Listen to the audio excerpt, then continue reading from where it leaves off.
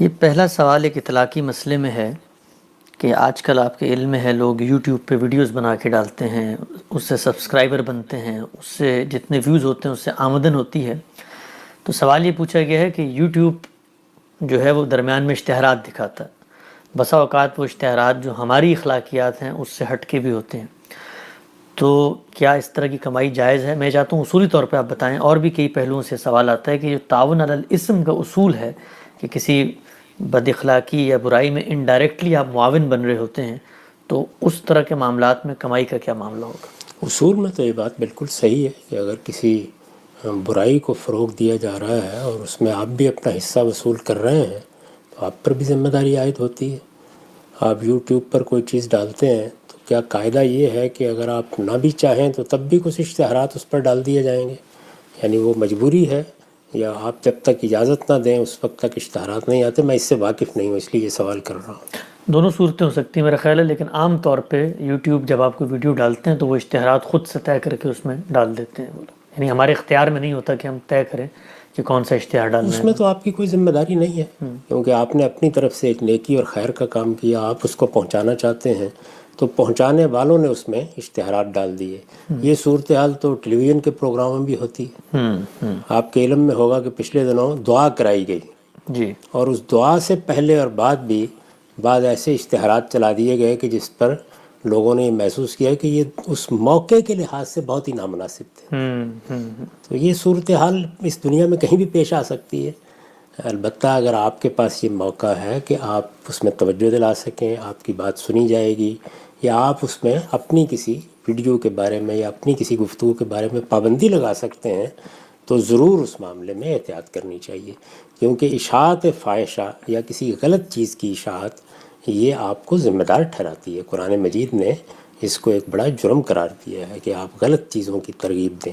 اب وہ کس حد تک غلط ہے، میرے نزدیک کتنی غلط ہے، آپ کے نزدیک کتنی غلط ہے، اس میں اختلاف ہو سکتا ہے۔ ہم ایک اصولی بات کر رہے ہیں کہ اگر کوئی چیز فی الواقع ایسی ہے کہ جو لوگوں کے اخلاق کو خراب کرنے والی ہے، ان کی سیرت و کردار کو برباد کرنے والی ہے، تو اگر وہ اشاعت پذیر ہوگی تو اس کی ذمہ داری سے تو آپ نہیں بچ سکتے۔ اچھا آپ صاحب، اس میں کچھ مجبوریاں ہوتی ہیں، مثلا میں یہ دیکھوں کہ میں نے اخبار اگر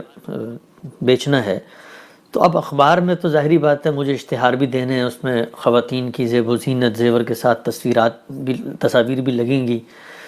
تو اگر میں یہ اہتمام کروں گا تو میرا تو اخبار نہیں بکے گا، ہر طرح کا اشتہار دینا ہی دینا ہے میں نے، اور پھر اشتہار وہ کمپنیاں بناتی ہیں میرے اوپر،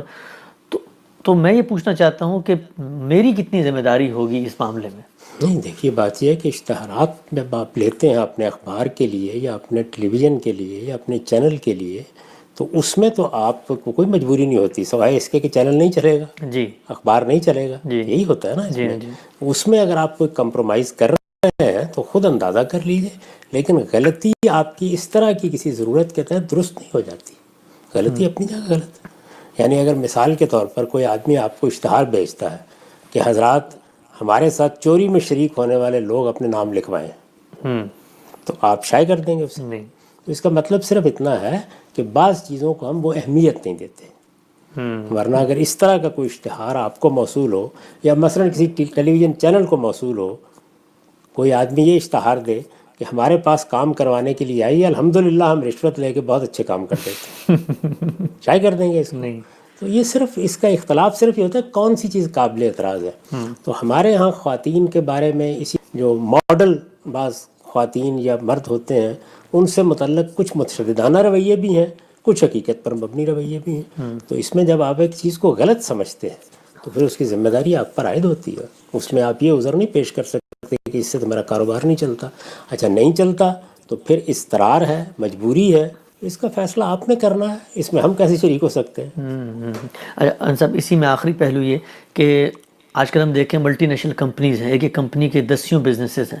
میں اگر اس کے ایک بزنس میں خدمات انجام دے رہا ہوں اور میرا کام ٹیکنیکل نوعیت کا ہے تو اس کا مارکیٹ کے اندر کیا کارکردگی ہے، نتیجہ کیا ہے، کیا اس سے بھی میرا سروکار ہوگا یا میں تو اپنی پیچھے بیٹھ کے خدمت دے رہا ہوں؟ نہیں، دیکھیے بات یہ ہے کہ وہ تو کسی کمپنی کو کس مقصد کے لیے قائم کیا گیا ہے،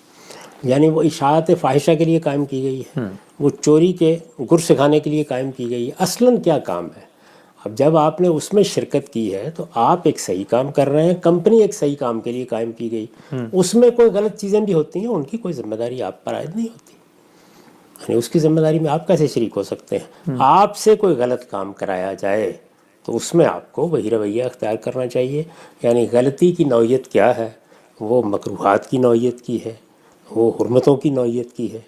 اب ایک کمپنی آپ کو ذمہ داری دے کہ جائیں فلاں آدمی کو قتل کرائیں، تو آپ یہ کام تو نہیں کریں گے نا۔ تو اسی اصول پر ہر چیز کا فیصلہ کرنا چاہیے۔